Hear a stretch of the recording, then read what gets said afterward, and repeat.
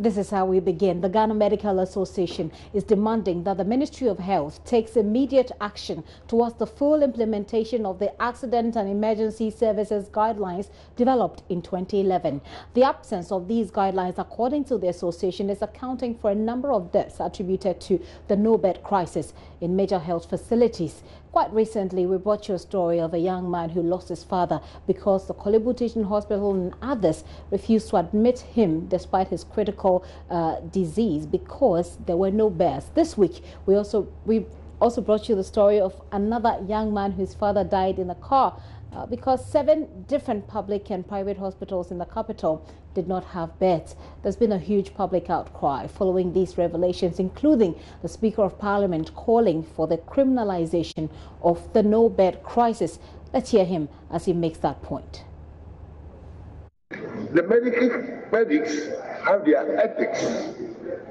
Fine, you will not expect a doctor or a nurse to refuse a patient and that. Nevertheless, as the lawyers and those who are from the legal angle who want to seriously analyze this, what law is that person breaking by telling our people no bed? Specifically, if you won't start going round and round and finding some provision to charge a person. If that is so, then the law is not as adequate as we sometimes think. In other countries, I know they've specifically provided for such matters.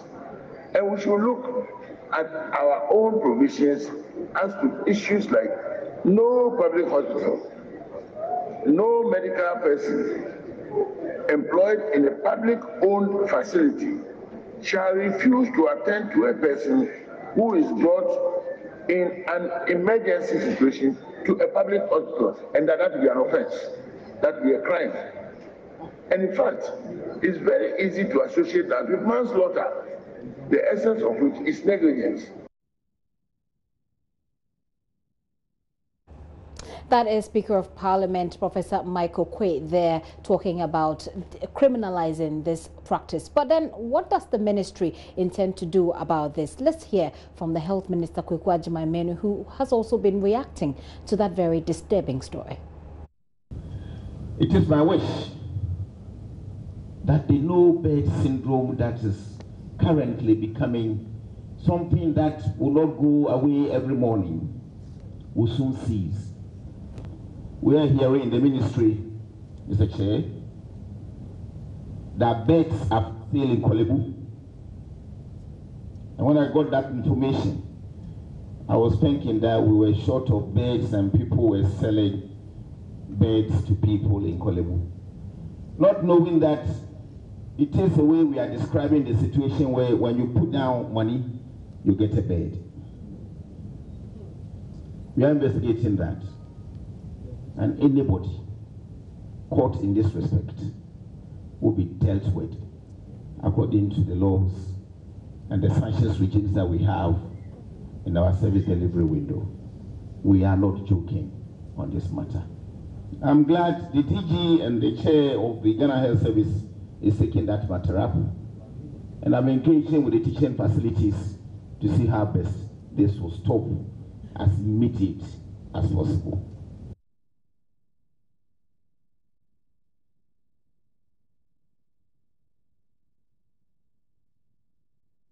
Health Minister Kwaku Agyeman-Manu there. The Ghana Medical Association this afternoon has been responding to some of these concerns. They want the Health Ministry to increase funding for the health sector and emergency services in particular. We'll be getting more on this issue as we speak to Dr. Titus Bayo. He's the Assistant General Secretary of the Medical Association. Said, do I have you on the line already? Yes, please, you do. Very well. Thank you very much for your time this afternoon. Now, you've released a statement this afternoon. First of all, I want to find out what is the association's position on this matter and the actions taken by the Ghana Health Service so far. That's directing you not to turn, or directing the health post or hospitals not to turn away any person because there isn't any bed. Well, so good afternoon once again, and good afternoon to your viewers. So the Medical Association regrets the loss of life of the particular person in question, Mr. Champon, and other persons who might have lost their life under circumstances such as these. But the association would want to put forth a few information. First is that in instances like this, a lot of talk is made as though the whole problem is so simplified to just the attitude of the workers and they deciding not to accept patients. I mean, it is not so simply put.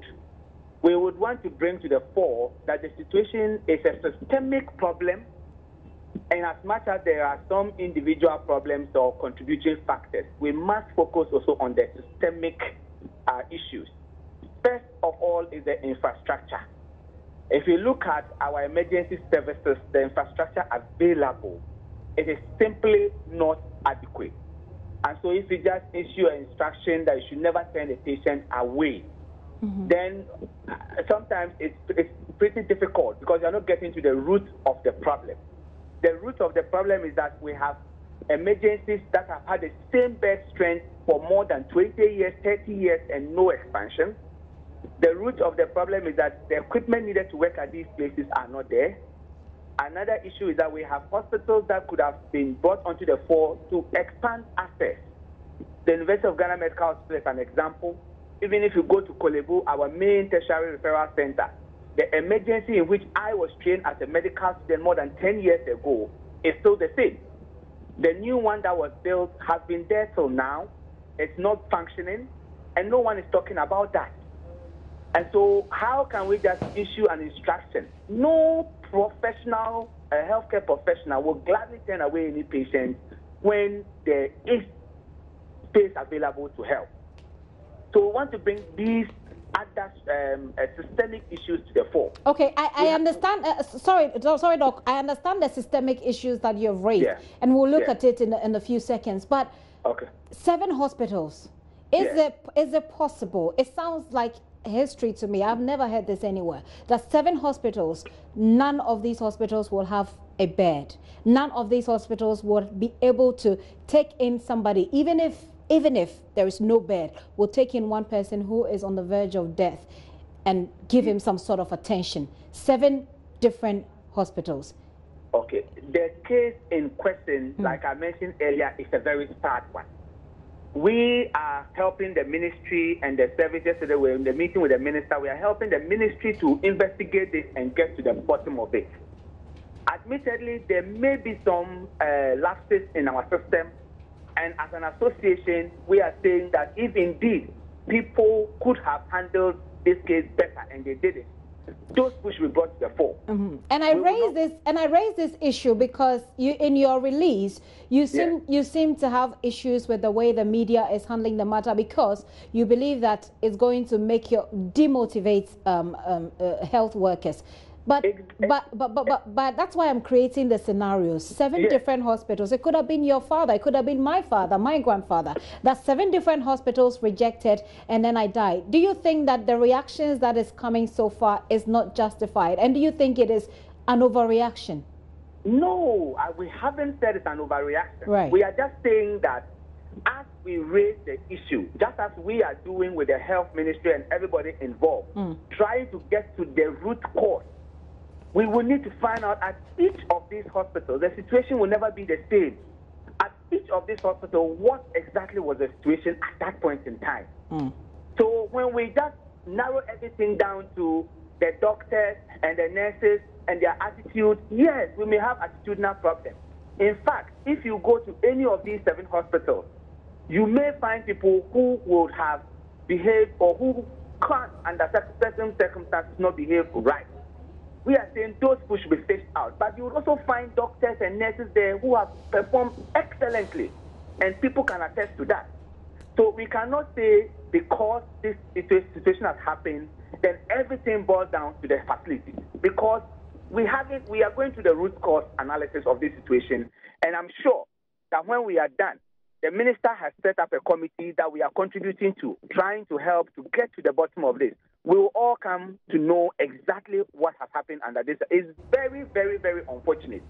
But within these 7 hospitals, it will be true that some of the hospitals were indeed completely full and there is no way they could have taken this patient. It is possible. And see, and sometimes when the argument is made, our point is that we should look at the issue holistically. So why hasn't anybody wondered why we couldn't get an ambulance for this man? An aspect of this case is the fact that the family ran out of fuel at some point. After going to 7 different hospitals, that's when they run out. Yes. And of course, we should tackle it from that point as well. Definitely, and of course, we could talk about the lack of ambulances. We're told that we have about 55 ambulances in the serious country that organizes elections every 4 years with a very huge amount, I must say. But that's beside the point. Now, you're in your press release, you seem to be on the side of nurses or health officials, which is okay. But then the response by the health directorate or the Ghana Health Service has been that do not turn away any person because there is no bed. You don't seem to think that that is such a good way to go. What is the good way to go? Well, we haven't said that is not a good way to go, but we are saying that that should be supported by the necessary infrastructure. Okay. You see, it's so simple to sit down and issue an administrative instruction that do not. Yeah. But you will come to a situation where even the wheelchair to receive the patient on into the emergency for you to sit in a chair becomes a problem. So whilst you are issuing that instruction, it is good. Let it be accompanied by the necessary logistical support that would enable the frontline health workers implement that. I don't wish to see anybody being turned away. In fact, one of the propositions we are making is that at no point should somebody be turned away without being assessed by the senior most practitioner on duty. Because in most of these hospitals, all the news we are hearing, the person was turned away. A lot of the time, a doctor didn't have an opportunity to see, the senior nurse or whoever is on duty didn't have an opportunity to see. And if you listen, you are not even sure who exactly is doing the turning away. That is very, very, very, very unfortunate. Right. And we think it has to be investigated. But all we are emphasizing is that instruction or directive that do not turn away should be followed by the support that we need to help these people. Okay. And if it doesn't? If it doesn't, then we are all into struggle. And I think that we all have to get that information clear. All that the Medical Association is saying is that you will come to the emergency at Kolebu. The emergency is very full. The instruction is do not turn anybody away. So you receive people, there's not even a chair for them to sit on. If a man who is that weak cannot get a chair to sit on and will be standing, will we be happy as Ghanaians when we have other facilities nearby that are not working, that could have worked to improve access? We are ever willing to care for the people. In some situations, somebody needs an IV line. The person needs to be on a bed. Sometimes you even need a chair for the person to sit down for you to just give your medication. So where you do not even have a chair, that would be a problem. That would be a problem. Dr. Bayo, and I understand, and I know that, I mean, we have issues. We have issues with the system, with the healthcare system delivery. We've been trying to work at it. And I share in your frustration. We've not gotten where we want to be. But in the short term, in the immediate term, as we look at solutions and making sure that people's fathers, people's uncles, people's, loved ones don't die the way this man died.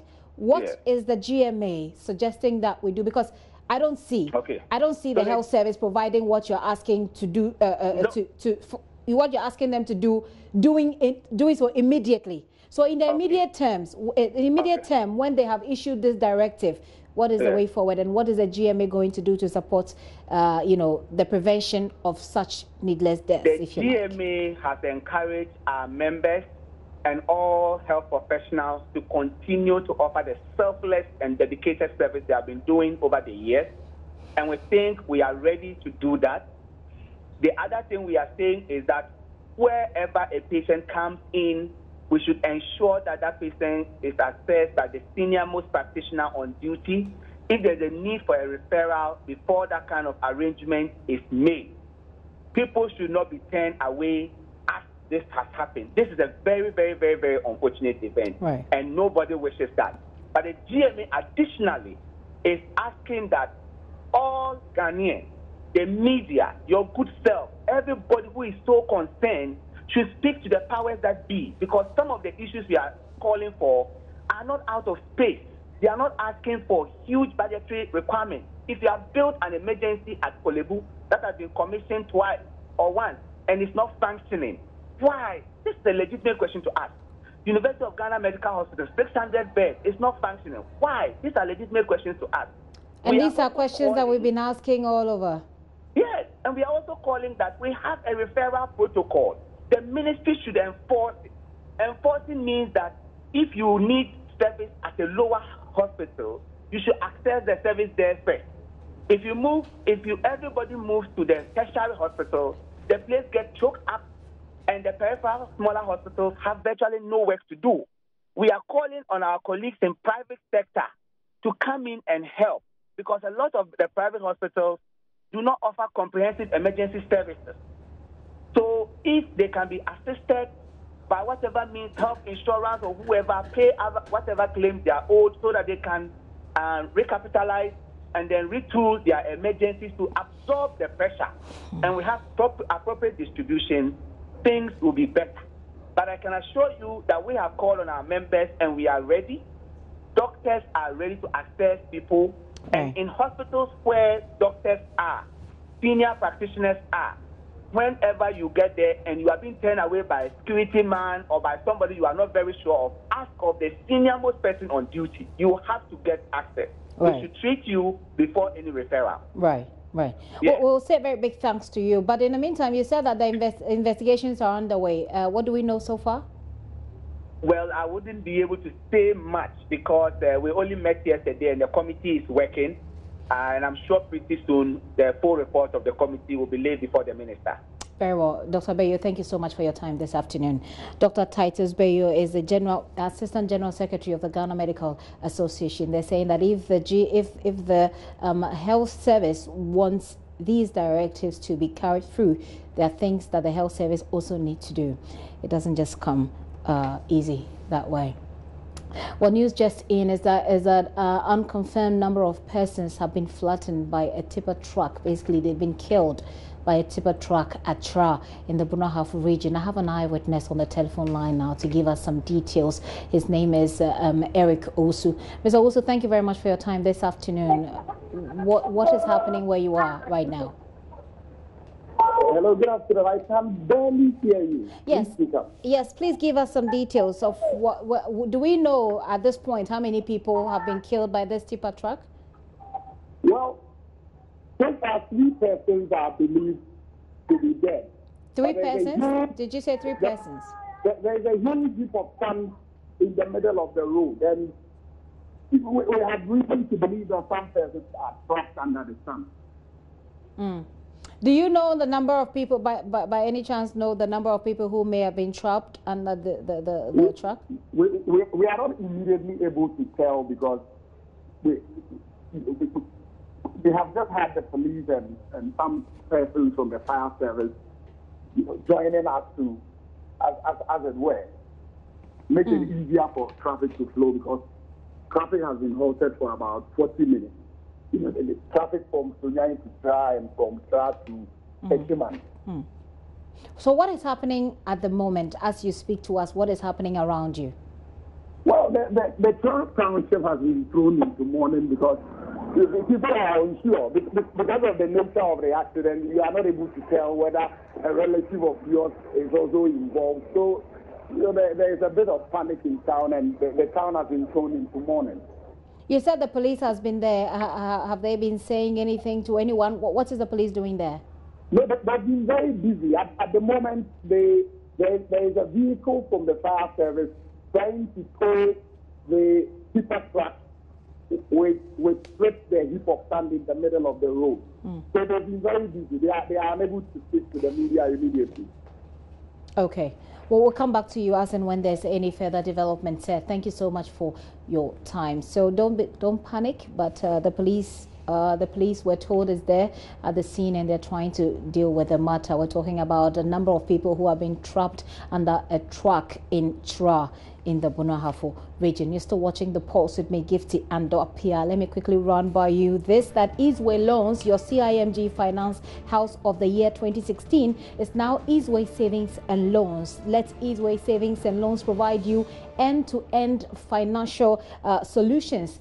Of course, when it comes to business loans, high-yielding savings account, fixed-term investment, payroll loans. Of course, Easeway is fast and reliable. Also, with over 30 years in the stationery business, Kingdom Books and Stationery now offers you 30-day credit facility with no interest charge.